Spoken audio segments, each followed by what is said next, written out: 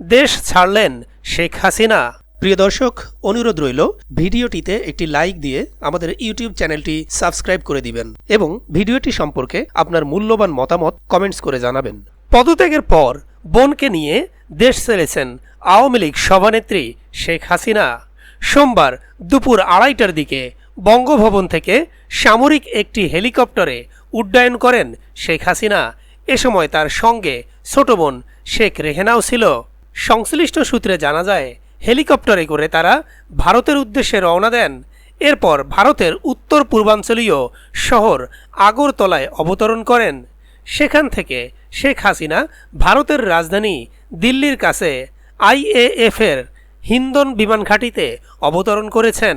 সোমবার বিকেল 5:30টার দিকে তিনি অবতরণ করেন বলে জানিয়েছে ভারতীয় গণমাধ্যম টাইমস অফ ইন্ডিয়া। ভারতে কিছুক্ষণের জন্য থেকে ব্রিটেনের রাজধানী লন্ডনের উদ্দেশ্যে রওনা দেন শেখ হাসিনা।